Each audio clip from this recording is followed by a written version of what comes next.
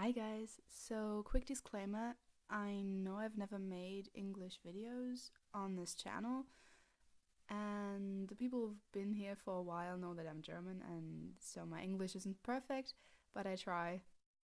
This is the story that I wrote. My name on AO3 is 3 Nicotine Patches, which is a Sherlock pun. And I wrote the story some time ago. It's called Growth, and it's a Stony fanfiction. And I wanted to do Let's Read again, but I don't have any more German stories, so I'm going into the English ones, and I hope it's still nice. And I'm sorry for my accent if I have one, I don't know. So this is a soulmate AU, where you get a tattoo for everyone you fall in love with. And the summary is, it's in the way Tony's left shoulder has been itching lately. There's nothing there yet, but he can feel it happening. Can feel his skin rearranging like a mosaic, and frankly, he's freaking out. I hope you like it, and I hope anyone watches this and we can discuss things in the comments, so see you there. Pepper's tattoo is on her hip. Well, the one that isn't faded yet. There are 5 dull grey ones scattered across her body, seemingly random and different in shape and size, but what do they matter? They're done. It's over. The only one she looks at these days are the sunglasses on her hip. They are big. Obnoxiously big and shiny, and she knows who they're for. Of course she knows. Tony has a little stiletto to match.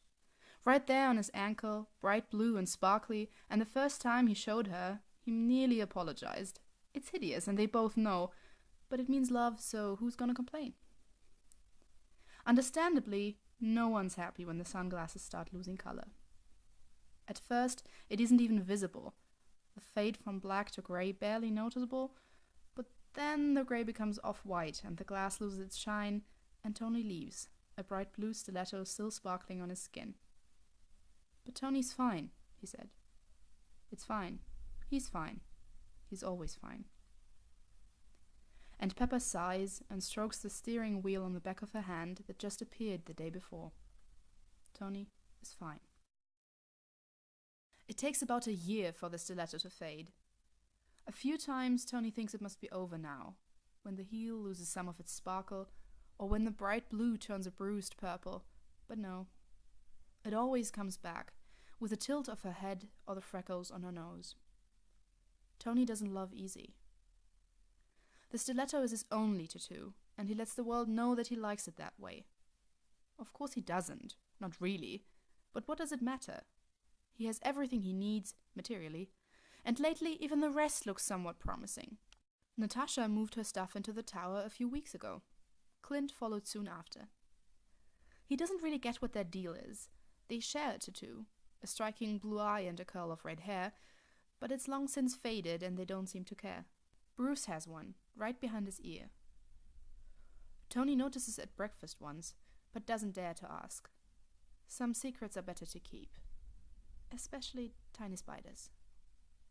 He knows Thor has many. They cover most of his back and a great part of his chest. He is a god after all, and he loves as easy as a child.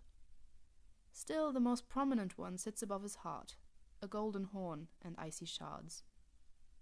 No one ever asks about that one. And then there's Steve. Steve, who's the only one with a permanent mark, whose tattoo never fades, not even when Peggy dies and her skin is washed clear. It's cruel, in a way. It's cruel for 2 reasons. 1, Steve will never recover. Whatever the doctors may say, Tony knows he won't. There's something broken in his eyes nowadays, and even though sometimes it melds again for sweet little moments at lunch with the team, or when Dummy hands him the right brush, it will never be fixed. The lipstick stain on his wrist will never leave him. And that is cruel. The second reason is in the way Tony's left shoulder has been itching lately.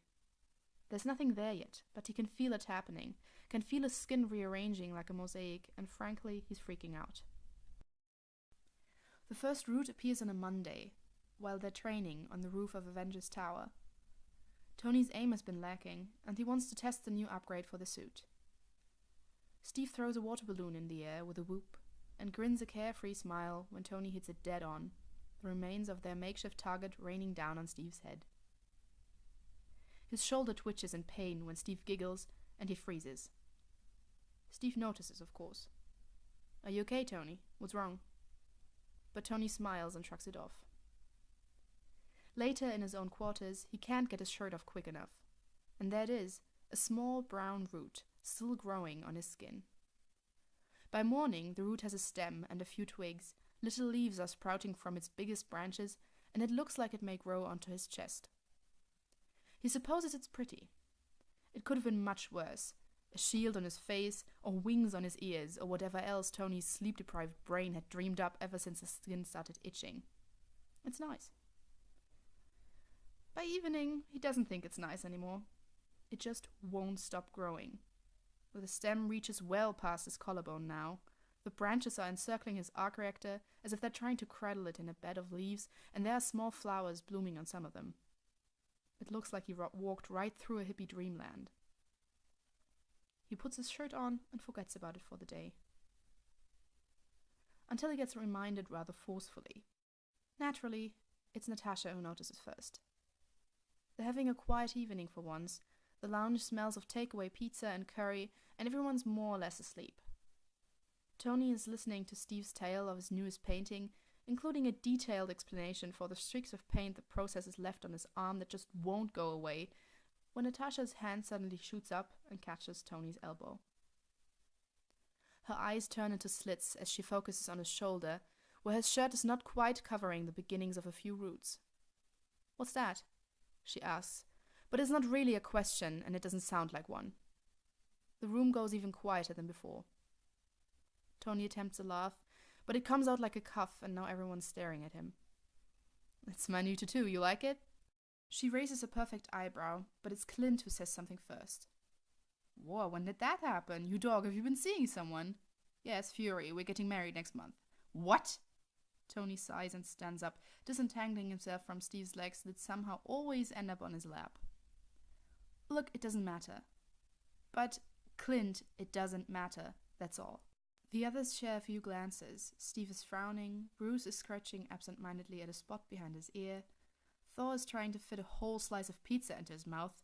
He's been distracted since Loki fell into the void. Natasha looks like she's already figured out who it is, and Clint is still shaken up from the Fury comment. For just a second, Tony considers telling them. But it's just a second, and it passes. He nearly burns his hand off when Steve says, "I have another tattoo."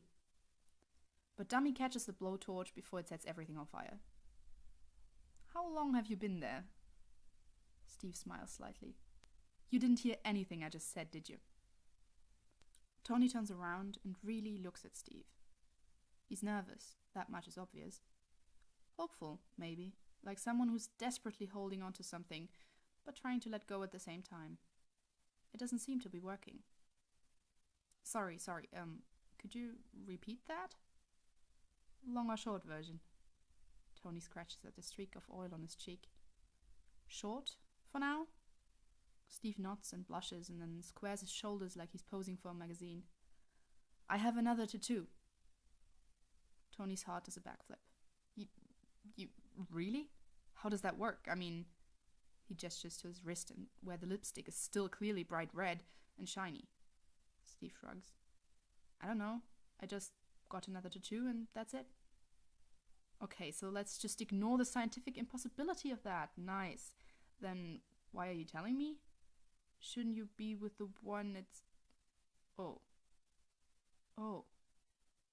Steve Blush reaches his neck and he hides his face in his hands. I know, it's stupid. I just thought you'd like to know." He peeks through his fingers and is met with the biggest shit-eating grin he's ever seen. "Tony, what? You like me?" Steve frowns. "Well, yes. I thought that much was obvious." "Obvious? Are you kidding me?" "Tony, what do you... Can I see it?" Steve just looks at him. And then he rolls up the sleeve of his jumper, very, very slowly. The paint is still there. Red and gold in strange swirls and brushstrokes, as if Steve accidentally leant against one of his paintings. It looks beautiful. "So it wasn't just paint?" Steve shakes his head with a smile. "No, I thought it was just very resistant to soap and scrubbing at first, but it won't budge. And Tony, what are you doing? Tony is very obviously removing his shirt, but that's not what Steve is asking. When the shirt is finally tossed to some faraway corner of the workshop, Steve's eyes widen to a very unhealthy size and he splutters, "Wow, that's big." Tony giggles and mumbles, "That's what she said," but Steve doesn't seem to be listening. Tony's tattoo has grown a lot these past few days. The branches carry ripe apples now, the leaves are a healthy deep green, and the arc reactor is fully encircled. Wow. Right? Guess I like you more than I'd originally planned. He's going for nonchalance, but is clearly lost on Steve, who looks up to Tony's face so fast he's lucky he doesn't get whiplash. Me. Tony's smile falls. Yes? Who else could it be? For a few seconds, the only sound to be heard is Dummy's confused whirring. That is for me? I think I already said that, yes. Steve gulps. But why an apple tree? Really? That's the first thing that comes to your mind? Because I don't know, okay, maybe you're just an apple kind of guy. You know, as in wholesome American families. I don't know. Steve's hand twitches towards Tony's chest. Can I... Go ahead. The moment Steve's finger makes contact with one of the apples, a few more branches reach around the arc reactor and create an even tighter net, as if holding in Tony's wildly beating heart.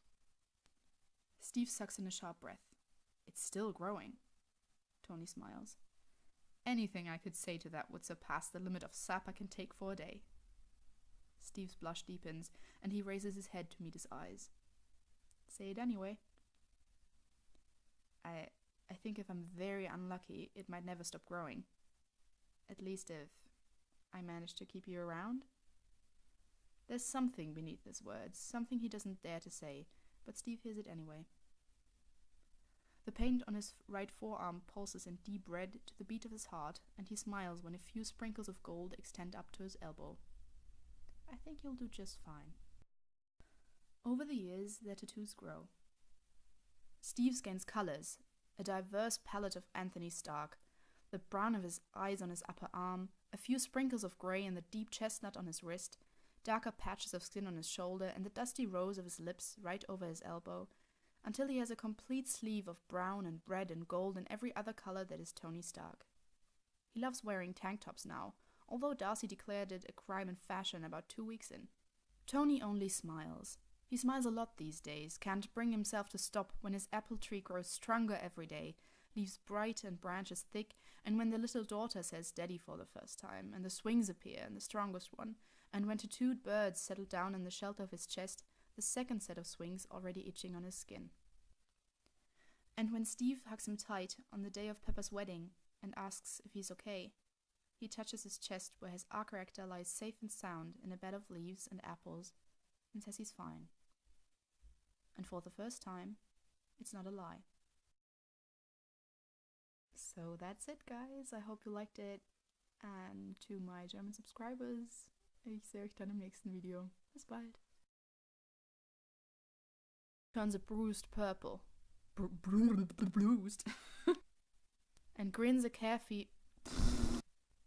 She raises a the other For a few seconds, the only sound to be heard is Dummy's confused.